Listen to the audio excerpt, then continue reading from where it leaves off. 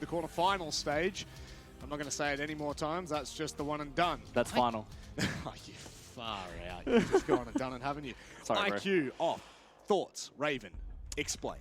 Wildcard have been the IQ, and yeah, well, Xavier used quite a lot of IQ.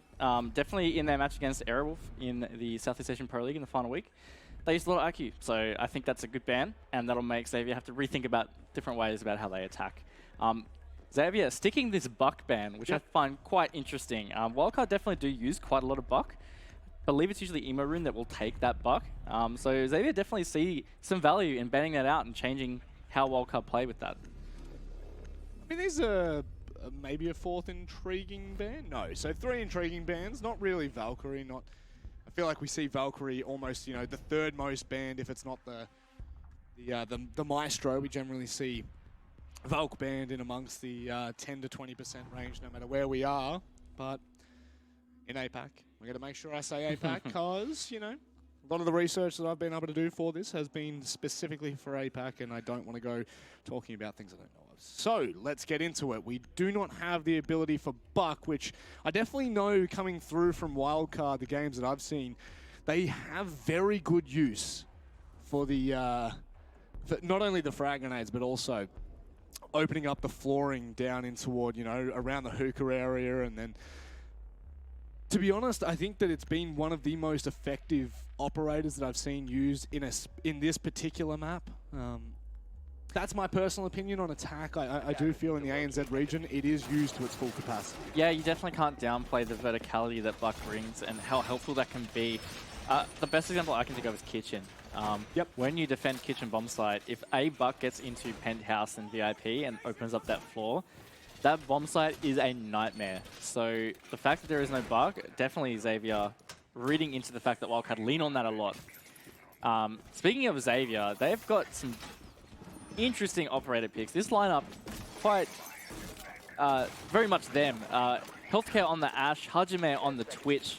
We also see the Capital, so it's quite an aggressive lineup. We've got Nomad there as well for either flank watcher to play aggressively, and then like Colas with the Hard Breacher. But Hard Breacher not necessarily that critical for Coastline. Potentially this is the only bomb site that really helps a lot, so you can rotate in. And we're going to see a run out from Derpy here to the spawn peak. He takes off the head of Healthcare, and that is a great start from Wildcard. Really taking it back to Xavier Esports, which is what they were pulling out on Cafe. Wildcard often having that opening death, but not to be this time. Healthcare off the board. You would undoubtedly heard the crowd behind us getting up and around that. Xavier getting a taste of their own medicine after the that first map. I mean, how many runouts? 3, 4 runouts we saw in as little as that many rounds. So it's a nice little theme that we might be able to continue running here. This is a map that we see a lot of aggressive play on. So I wouldn't really count it out just yet. Playing 3 ACOGs as well, I think really they're going to be trying to take a lot of those long-range gunfights. This is something you can do with this Penthouse Theatre bomb site. You can open some long angles and really sit back and try and contest from a distance. So, Wildcard, Diesel, that's a bit ill-advised pushing out there. Hajime will catch him as the Twitch drone's taken out. So, that's the Maestro off the board. That's some big power late game. And Diesel's still having a bit of a struggle. He hasn't really got into it yet. Yeah, so we've seen Maestro already deny the diffuser, I think 3 or 4 times today. So that's a very handy piece of equipment toward the later parts of the round that's done and dusted. Not only that, the weaponry that manages to bring is also pretty damn useful. So the Twitch will go and make use of what Twitch does best, right? The shock drone coming through. Can't help himself, right? Just has to go and poke the dock. I mean, look, if you're gonna do it, you may as well come into it. Well, there's a double poke, but it's not really gonna make a difference. Or I thought for a second I thought that was unreinforced, and that would have been very ill-advised for Wildcard. So similar again here from Xavier, right? They've used their drones a lot, haven't really moved through the map a whole lot. Like Colas is starting to shoot some X-Kairos onto the theater wall. It looks like theater is going to be their push of choice, which is a safe push. A lot of people really fall into the routine of the VIP take, open the VIP wall, take the music away, push in through VIP and play behind the bed. But actually, like, the safest plan is to take theater. If you open that wall, that floor you're under, it's not blow up by C4. Hajime will take out Emo. Hajime cutting off these roamers. That's 2 that he's caught now. Yep. And Wildcard, they had a good start, but all of a sudden, man advantage is back with Xavier. Oh, hang on a second. Just hold your breath. Derp will be able to find the all-elusive head. Oh, hang on a second. Lycolis has been able to take down Ethan. This is getting really dangerous. Producer's going to be able to hold the doorway as well. I don't know whether they're going to be able to deny this. That would have taken an incredible shot from Derpe. Not going to happen. Neo, a 1v3. I feel like I've said this quite a few times tonight, but there's just no possible way. Surely in the positions that Xavier are in, they're feeling very comfortable about this. They've got the information as well. They will go and wildly push out there. Producer Boom, there was no real need for him to do that, but at the same time, they've still got two decently positioned players. And again, here's the start, so it is mighty important that he finds this. However, with that time ticking down, it should be all done and dusted, and he'll just walk straight into the hands of Xavier. At that point, what do you do, Raven? Yeah, not too much Derpe really could have done. The positioning that they had was fantastic, and look, they really brought that back. That spawn peak, we thought, yeah, Wildcard taking it to Xavier, giving them a taste of their own medicine, but man, they just took it straight back to them. They turned that around, and that was a strong attack. Here's that spawn peak again from Derpe. Really nice shot, first shot into the head. Look, I think Wildcard need to stop losing people a little cheap. That Diesel takeout just there, it's a little cheap, right? Like he was completely unawares that somebody was in that window. I think stuff like that is really coming to hurt Wildcard. And Xavier are ready to punish so many just of those little mistakes. Well, that's it, isn't it? It's one of the advantages that Xavier are going to have, which is, you know, they do have a looser play style in terms of that. And regardless of what we've seen already, which has been pretty methodical, if I'm being completely honest, they do have a loose play style that they can fall back to. So if all else fails, Raven, they can just go back to what they know best. And, you know, we get information about these kind of teams, and for the best part, we hear a lot about how Xavier, their prac isn't exactly scrims. They may scrim more than what they used to, but it's a lot of it is just playing. Yeah, a lot of it's still ranked, a lot of it's still go fours. But, man, their coordination is fantastic. And we talk about loose, man. This operator lineup, it is loose. It is not a lineup that you definitely see often, if at all. The Thinker making a return for Lycolis. So, look, not seeing too much of a difference here between Cafe and Coastline so far, but that's not necessarily a bad thing for Xavier Esports, because what they're doing with their attacks so far is, it's fantastic. Attackers have dropped the bomb diffuser. Well, Xavier don't have to change a damn thing. Everything they've been able to do so far has looked really good. And Wildcard tried to throw a spawn pick at them, but still, they caught it back. This is the kind of thing that, you know, Xavier just have composure. It seems like they're not really under any pressure most times. There we go. Ethan's going to come out for another one as well. In the meantime, Emo Rin will add another to the tally. So that's the Finker and Nomad gone. So instead of one spawn pick will run out there, we've got two here. So it gets even harder for Xavier, but can they do it? They've still got 2 minutes to go, and they've still got a lot of firepower here. Hajime on the Twitch, healthcare on that Ash, and the Capital. So useful for so many different reasons. Wildcard, they're going to play on site now. Ethan has gone back to site, and he's just going to try and get some intel. Hajime also almost saw the top of Derpe, but not to be. Not yet, anyway. Pulse not really in use at this point, but no IQ, you can literally just sit on that to your free will. Oh, he saw, yeah, that was going to be dangerous there, Raven. He saw the feet, but it's a tight angle through those bars, and he couldn't quite hit enough bullets to down that Maestro. But he is taken low. Emo is taken low also, so this could very quickly fall to a 3v3 with those two being on low HP. But Xavier are going to have to get into some better positions here. Wildcard positioned really well here. Oh, Derpe with a nice shot onto healthcare. Oh, that is lovely. So now 2v5. This is looking very good for Wildcard now. It's a much safer round for them compared to what we've seen so far. Certainly is. Two spawn, well, they weren't necessarily spawn peaks, but two pushes out into the open. They try to make something work there. Neofighter getting aggressive. They walk directly into the Twitch's line. Wouldn't count him out just yet, but one shock drone left. Don't know how much intel Xavier have been able to realistically gain here. It's going to have to come down some pretty juicy shots. Ooh. Like that. Speaking of juicy. Now, remember, this is a 1 versus 5, and all of a sudden, I'm not too sure which way this is favored. Oh my word. Is this the ace clutch? Surely not. This could not be happening for Wildcard. It couldn't get any worse if this manages to pull on through. There is absolutely no way he's able to do this. Fortunately enough for Derpe, that's going to give him a little bit of information, and, well, he's going to have to make the leg out, grab the diffuser, come back in, and hold it as well. I don't know how close Derpe is. Not Doesn't close look like at all. he's that close. No, this plant. Oh, it's going to be denied by the cam. Well played by Derpe in the end. Look, that was hairy, Manic. That got very tense. We said that he's surely not going to do it, and he almost got that ace. And well dug in by Derpe and Wildcard to hold that out. But man, that was not as convincing as we were expecting. Yeah, I was going to say don't hold your breath, but I mean, I think I was holding my breath that entire time. After the first two, it looked a little bit more doable, and then, you know, as he slowly starts to peak and take those fights, that's crisp from Derpe. But I mean, in all honesty, that was a very, very close round that could have flipped on a dime, and it did. However, Derpe just playing a little bit smarter.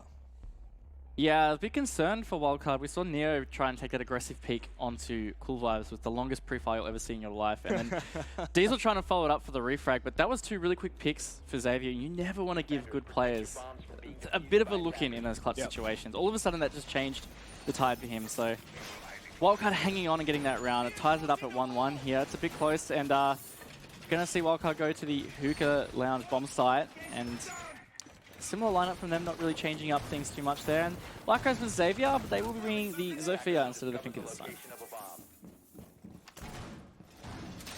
I gotta admit, we haven't really seen the kind of impact from Diesel that we're used to seeing, even on the support. I feel like we're, more often than not, I'm sitting here talking about the smoke plays and everything that he does bring to this game, but it's been shut down pretty much everywhere he's gone. Xavier doing a good job of that as well. Keeping them in check is not the easiest task. But that's okay. We'll move on from that. It's definitely hard though. Like, he's playing a support role, and especially for a lot of Cafe, the roam was getting shut down quite a bit, and that puts a lot of pressure on site when you've got a well-coordinated attack with man advantage pushing you. So I think he's just not been, he hasn't had the comfort that sometimes we've seen him have to be able to pull out those plays. So if Diesel can get into the game somehow, I think that will definitely swing things for Wildcard. But in order for that to happen, they need to pick up their game in a lot of other areas. So far, not too bad on Coastline. It's tight.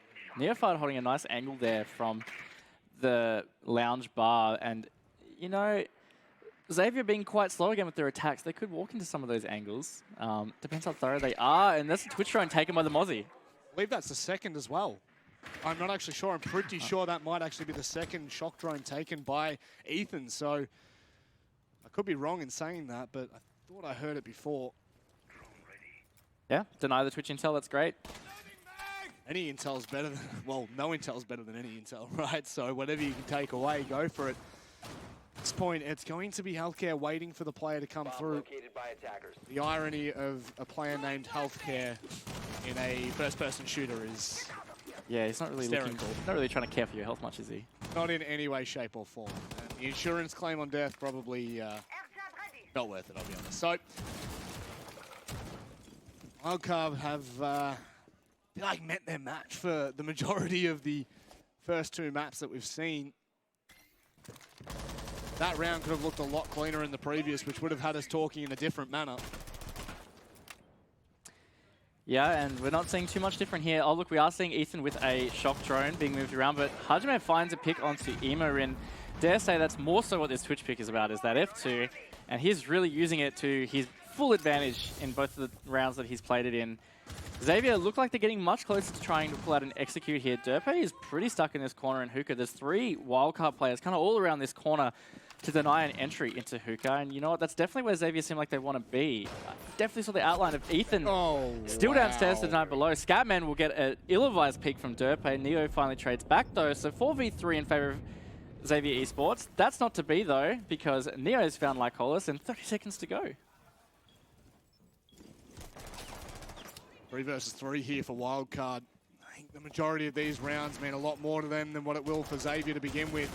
Now seeing a push from Aquarium also just outside of Billiards, waiting for the contact. Ethan with a nice read will come through. All of a sudden, they're going to have to try and burst through. It's going to be the smokes, but Diesel's playing incredibly smart, just waiting in behind the smoke. Scatman will have to come in massively, and it's not possible.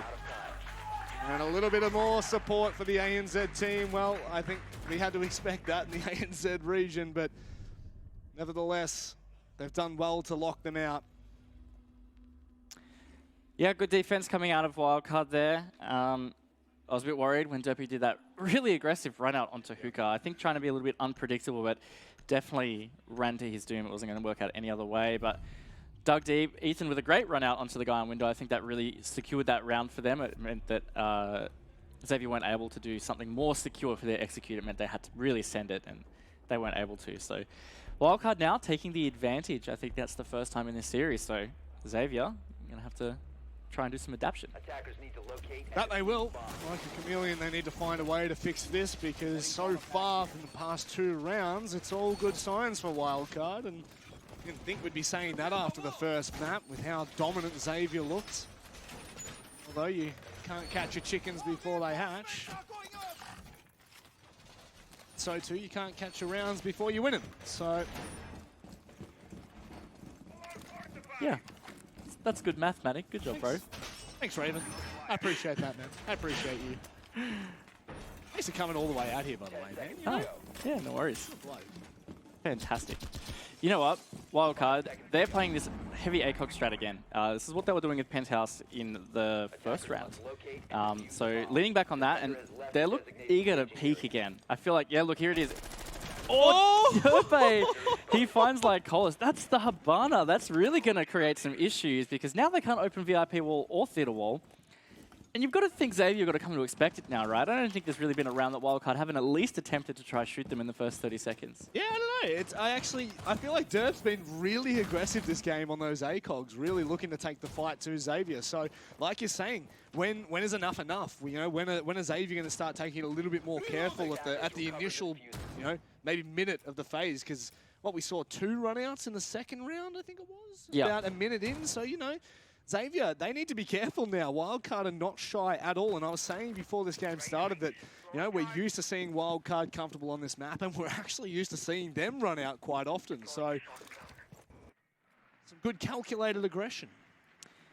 Yeah, definitely working out. And so now Xavier going to have to fight from behind again. This is actually how they won Penthouse last time. They fought from behind. They were spawn peaked, but they managed to pull it back. So Wildcard going to have to dig deep and just make sure that they can hold their positions. Diesel just trying to, again, peek out a little aggressive on that window. That's where he was picked last time in a very similar fashion as he was shooting a Twitch drone. But this time, he's going to be safe. Going to reload his older in case he gets into an engagement. Needs 81 bullets instead of 59. So I think the only difference from, you know, the previous round on the spawn peak was that it was the Ash and not the Hibana who managed to open up so much of that area directly into theater. So I think, you know, the small details that we always talk about, Raven. Speaking of that too, I'm sure it was like Hollis that not only did he open that wall, he also entered, got the opening frag, and put the plant down. So see you later, like Hollis. So now he is off the board. Healthcare does have the kit, so he's going to have the onus on him to make a bit more happen in this round. They are pushing on the side. Scatman will take Ethan out. That's the Kaid. So they're starting to surround a bit. Derpe will find another on the producer boom. So that's the Nomad.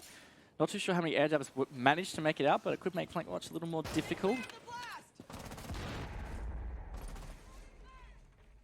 Gonna have to do this without Lycolis, which sounding like, you know, coming back from a 4v5 doesn't sound so hard, but when you're missing a player like Lycolis, it's going to be dangerous. Scatman's been able to get a little bit of information. Nice shot on the Neo as he swings a little bit wider, hoping that the crosshair wasn't going to be able to trace him, but oh, how wrong you may be. This time, however, they're not going to be able to open up that theater wall, so they're going to have to try to push through the single door, and Diesel's just going to be able to sit there and mow them on down. A much better hold from Wildcard, and maybe a little bit fortunate on the spawn peak as well. It definitely helped them out. So great defense there from Wildcard. I love that they're taking it to Xavier, and they're definitely now forcing Xavier to have to rethink about what they're doing. For up until this point, we kept talking about how Xavier's basically kind of just doing the same thing because it's working so well. But now, Wildcard are really starting to get their read, and they've changed what they've been doing. A lot of that's coming through this aggression in the early round. So now we're going to see something have to come out of Xavier if they really want to get a few more rounds on their attack phase. And one thing that they might be able to do is call attack timeout, which they're doing exactly as we speak. I believe it was Coach who's kind of wanting to get inside the ears and reset Xavier. You know, they were looking so good at the very start of this map. They were looking incredible on map 1, and it has tapered away. You know, that kind of sting that they had with them has faded into the mist. That is Wildcard right now. They are consuming all aggression. And finding a way to win these rounds is just vitally important for Wildcard. They need to make a statement here on this second map. So far, they're doing a good job of it, right? They're not afraid to take these aggressive fights. They're not afraid to get up in their face in personal. You saw Derpe run out straight just onto hookah balcony, right? Not even a second thought for life there. It might not have worked out, but maybe that was the reason why they weren't expecting Ethan to come out so much. Yeah, and I think it's not just that it's getting them the early pick or something like that. The kind of aggressive play that they're pulling off can really help with confidence and momentum. Yep. When you've got a teammate that runs out and hits that head in the first 15 seconds, that doesn't just affect the absolute like man count. That's also like a morale thing. So I think that's definitely going to help Wildcard overcome any issues with confidence they might have had up to that first map. And they definitely look a lot more comfortable now that they've started to settle into Coastline. 2 rounds left of this half. Wildcard definitely going to want to keep the advantage here, and they're going to be taking the blue and red bar bomb site, which is a very popular site at the moment. So unfortunately for Xavier, healthcare on the donut and producer on the baguette. It's not the healthiest choice of food, so... Too many carbs, man. That's it, way too many carbs for gamers. Although we do get pretty sweaty sometimes, so you know, maybe not so much. Anyway, Wildcard down into the bars, Raven. And this saw so much success, but it was overshadowed by the fact that we nearly saw the 1v5 from the Twitch. That's right. Really was overshadowed by Hajime's fantastic plays from the Twitch and potentially some miscalculated aggression from Wildcard. You talked about how a lot of it that is working out is great calculated aggression, but sometimes we are seeing some that it's a bit miscalculated and potentially not necessary. So hopefully Wildcard can further refine that balance here. Ethan getting some great intel on the pulse. This is something we did see banned out in Cafe, so maybe that really did affect Wildcard and how they were able to defend on Cafe. Well, we, you know, in recent maps played on Cafe, we have seen a lot of the pulse being brought in because of, you know, the verticality of that map, and I must agree and second that sentiment that, you know, maybe the pulse was a little bit more heavy into Wildcard's favor, and they weren't able to use it. Just period. They weren't able to use it. So at this point in time, healthcare will be spotted and the information from Ethan will be transferred onto the remainder of Wildcard. But for now, Diesel's getting pretty aggressive. Oh, how's the line? Will he be able to find the kill again? Really nicely done here from Wildcard. He hasn't been able to secure the kill. And oh, no, that will definitely confirm it. Well, if the spray didn't, the boot will. Yeah, that Finker actually almost coming in. Producer Boom getting a 2K with the pistol that's notorious for terrible recoil. Producer Boom alive purely because they have a Finker right now, and that was also how Scatman potentially survived. So this Finker actually coming in real useful for Xavier in this round. All of a sudden, 4v3 in favor of Xavier, even though Wildcard had some pretty good aggression there. Diesel managed to secure that kill, and it was the Capitals. There's some good utility that's taken off the board, but potentially not quite worth it at the end of the day. Healthcare just on the brink of losing his drone to a Mozzie Pest. Right, so a minute left, Raven. Information has been gained by the Pulse, but how much has he been able to gain? He should definitely know about the player rappelling up into Ward Hookup. And like Hollis now making the movement, Neo Fighter gets the perfect information. He'll be able to find one, now should be able to rotate back and across. And that's going to be a nicely placed ADS.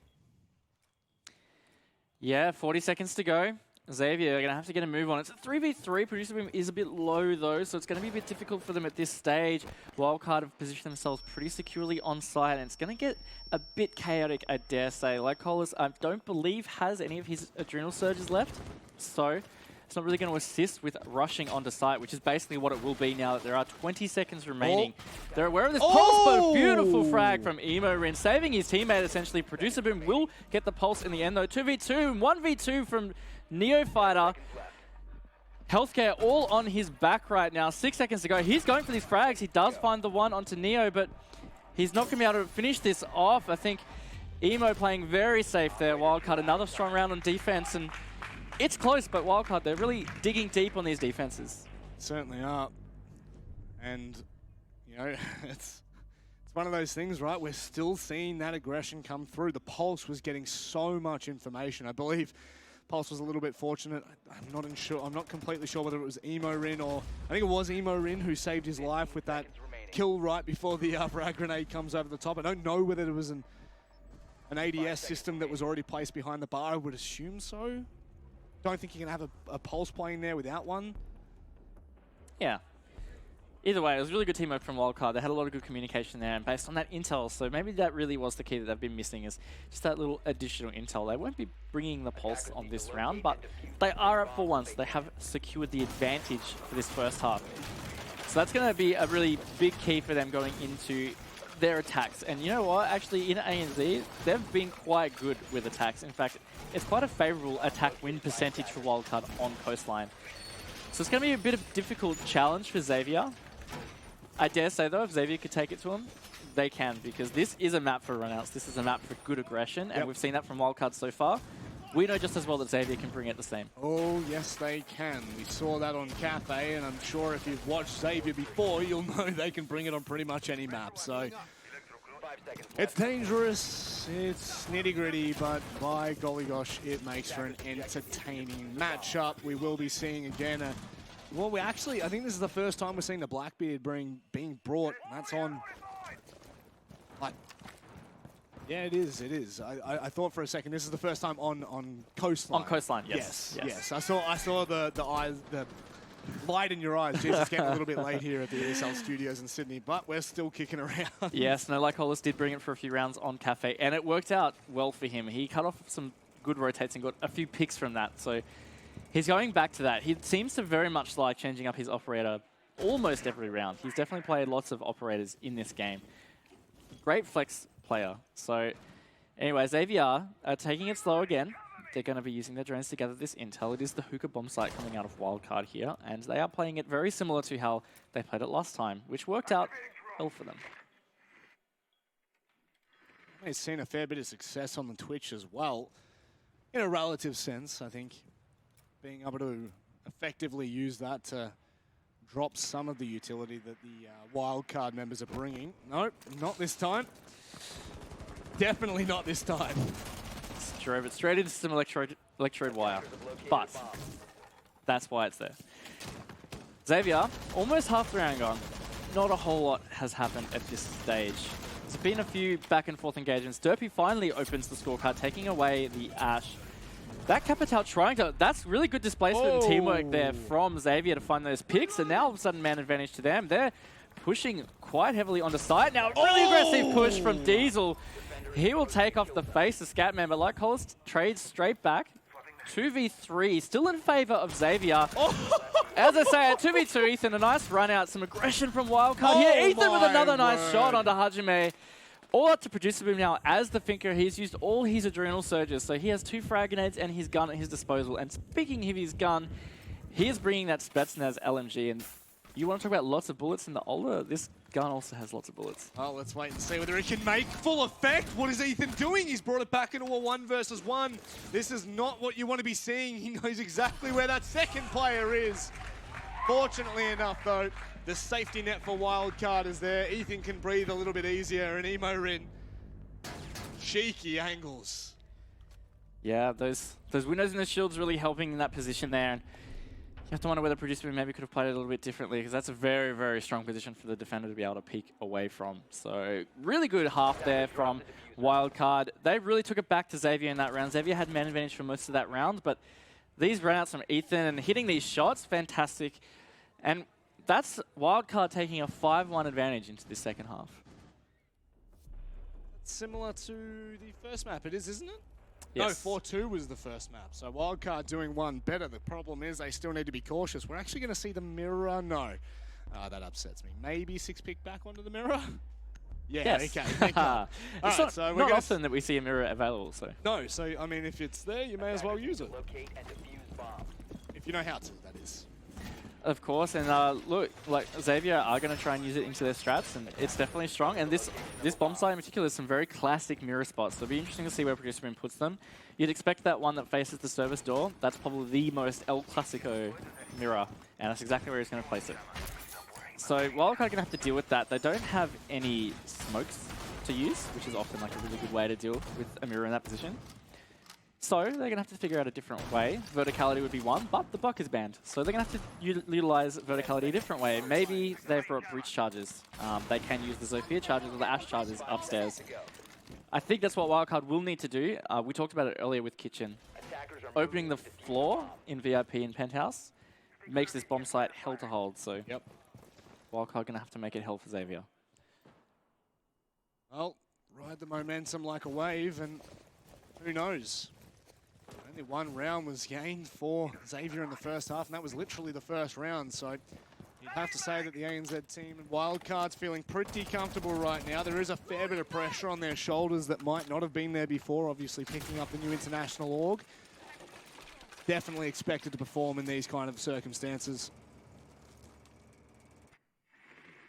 Kind of almost throwing Xavier back at Xavier here. They've got Ethan on the Twitch, and Diesel also playing one of the more difficult operators to deal with as the Lion. Scatman will open the scorecard though with taking out Derpe. That's the Nomad. So again, flank watch a little more difficult here. Producer Boom's actually opening his own floor. And the C4 takes out Neo. That's the Ash down. Lycolis has been down though, and now finished off by Emo. So 4v3, we've still got 2 minutes to go. But there was a bit of a hectic start there. And Wildcard, you know what? They're actually man disadvantaged now. Not a whole lot of utility remaining. It's really just Emo on the Zofia. And then they still have the scans from the Lion, but at the end of the day, it's not really going to help them get into the bomb site unless they just send it. I must admit, that was a really nice quick play from Xavier to make that call and go ahead and find that C4 kill. Obviously, they had some... I'm not sure who it was, but obviously there was a player in theatre that was able to see directly through. So when the info comes out, straight onto it like a fly on something. Now, Emo are starting to clear out a little bit deeper. Diesel putting a little bit more pressure from the main entrance of outside. Oh, okay, that's a lot of pressure being put on Xavier. Through the wall, popping that watermelon.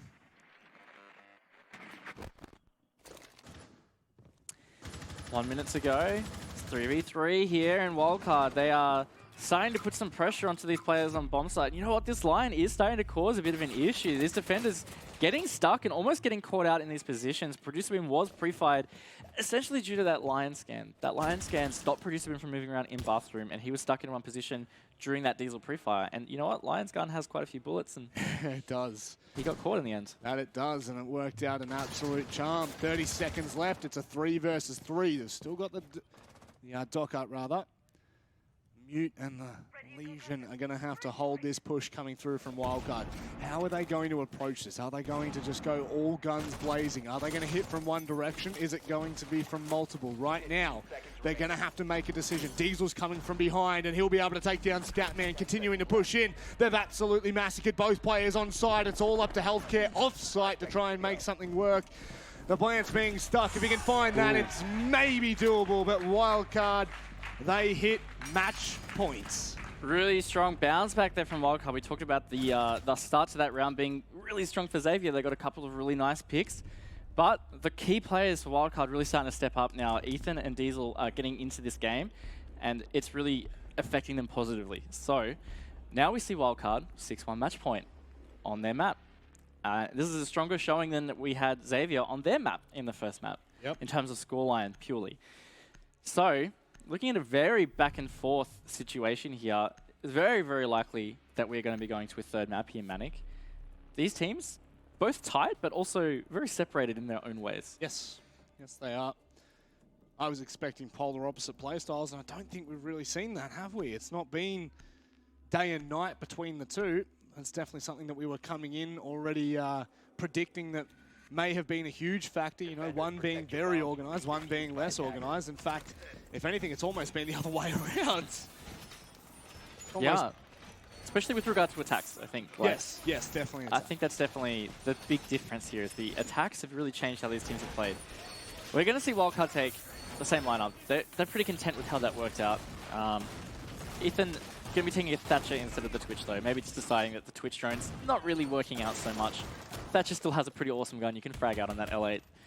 But the EMPs clear lots of things. And there's a few things for Xavier that Wildcard will want to clear. There's going to be mute jammers, there's going to be ADSs, and the Gridmont mines from Ella. Right now, I'd really like to see Xavier in their final form in terms of being aggressive. I don't think we've really seen it from them so far. I mean, it's been one round on the defensive side, right? You're not really going to have a massive spreadsheet to go off how they play, but I have been expecting a few more aggressive peaks, and so far not so good in that aspect. Yeah, definitely less runouts than I expected. We talked about how Coastline can commonly have quite a few aggressive runouts, which we saw from Wildcard on their defense half. But Xavier's going to be shying away from that playstyle today. So, Wildcard here, starting to push towards the site. It looks like they might want to start pressuring Hookah. They've got Neo Fighter down below. Emorin's also down below already, so this is quite a lot of map control quite early for them, which is something we saw Xavier not really doing, electing to take a slow, methodical push. Wildcard, on the other hand, they can clear out this Hookah site. They might be ready for an execute a lot quicker than Xavier are going to be ready for. Well, Wildcard haven't really been letting so much time tick down. I mean, last round was 30 seconds, but still giving enough time to actually make their move in. Derpe not wasting any time and trying to find anything into War Billiards, and oh, Jarmaine needs to be a little bit careful there, but likewise, Derpe, that Elder could possibly lean into the favor of spray and pray. Being half the round expired here, and finally we get some opening picks as Diesel and Emorin finding the opening picks for the round. So now it's a 5v3 in favor of Wildcard, looking strong for them to secure this round at this stage. There's some still strong players on the board for Xavier, and strong operators, that being the Smoke and the Maestro. Speaking of the Maestro on point, he finally gets a kill onto Emorin. They're under siege here, pun intended, and Wildcard looking to secure this map. That's it. Definitely feels like we've seen a lot more aggression from Wildcard than anyone else right now. Neo Fighter pushing up White Stairs, getting aggressive, finding the kill. Going to be able to continue to just press on toward that billiard site, but needs to be careful of Scatman, who reads it nicely. The information has to be transferred back onto Wildcard here. They've got one player to push in. Scatman, he can't hit the shots, and his teammate's fallen down. It's all onto him for map number 2 here. He needs to step up for Xavier. He's stuck in toward Hookah. No one pressing him right now. He's got all the leisure, but it is going to be the player outside finding the kill and securing map number 2. I thought map number 1 was dominant from Xavier. Well, how about that from Wildcard? Gonna have to agree with you, Rob. I thought 7-3 was a pretty good result, but 7-1, I mean, that is I suppose the best scoreline we've seen today. Obviously, there was one from Norarengo that was 7-1 as well. Still yet to get that perfect map here in the APAC Pro League Finals for Season 10. But that's about as close as it's going to get for Wildcard. I mean, what a turnaround from map 1. Yeah, absolutely. Completely flipped it on its head. It was their map pick, so we knew that they would have had something prepared for that map. As Raven, I didn't know you were that excited about Wildcard that you have to throw your pen across the desk. Stuff is everywhere, Elfish, you know? It's going everywhere. It's going everywhere. All right, look, we were saying a bit earlier on in the day today as well, Rob, that this was the most competitive season finals that we were likely to see, and you know, we say that every season. Yeah, you might look at that and say, "Oh, these guys, they're just trying to hype stuff up." But genuinely, I think the results so far today have kind of backed that up in a way, because last season we had all bar one game were 2-0s in the quarterfinals. So far today, all bar one game have now gone to 3 maps. Yep. No, I think that leading into this, we were already looking at, you know, the teams and the names that were coming, and I think that with every season that we see Pro League in, the teams are just getting stronger, right? We're starting to get a little bit more of a, I wouldn't say a plateau, but more of an even playing ground for all of these teams to come in on. And you're seeing it exactly like you said, Elfish Guy. You know, one map dominant from Xavier. The next map, it completely flips around. So, you know, I think that definitely favors what you're saying. That's so strange, isn't it, though? Normally, I mean, I guess we see this from time to time, but it just seems really like a weird concept to me to go from one map where you're able to dominate that hard to moving on to the next map where you then subsequently get dominated so hard? I mean, what's going into that? Like, is it just the preparation? Are the teams that much more comfortable on specific maps? It definitely could be that. You have to wonder whether maybe Wildcard weren't 100% prepared for how Cafe was going to be played out by Xavier. We certainly were quite surprised at how Xavier actually played Cafe. Coastline, we've said it before, Wildcard in A and Z quite dominant on Coastline. So not totally surprised they played comfortably, but the 7-1 scoreline, yeah, definitely a surprise with that regard. Yeah, certainly. So we have in the past also talked about for Xavier Esports in particular how some of that LAN inexperience is going to be potentially a factor, but now they have a couple of seasons under their belt, Rob. So this result obviously not ideal for them. 7-1 going down in that second map. They wouldn't have wanted to see that. But going into this third map, you do get the feeling that they're an experienced roster now. There can't be any excuses here. This has to be a solid third map for them. Yeah, definitely. I think we can pretty much say that as a blanket statement for most of the APAC teams now, right? We've seen enough lands. We've seen these teams perform. We've seen these teams rock up and actually cause upsets more often than not. So I think Xavier have been into the semi-finals twice now. Correct, yep. So for them to fall short and to fall shy would be a real bummer. I mean, I couldn't think of a better word, so I'm going to use a bummer. That's very Australian. I was going to say people at home have no idea what that is. It's a shame. We'll say that. It's a shame, definitely. But for them, it may be a shame, but one man's loss may be another man's gain. And in that case, it would be Wildcard making their first appearance into the semi-finals here in an APAC season finals. That, of course, is a question that we have to answer shortly. It's time now for us to head to a break, but we'll see if it's Xavier for their third season in a row to the semi-finals or for Wildcard with their first.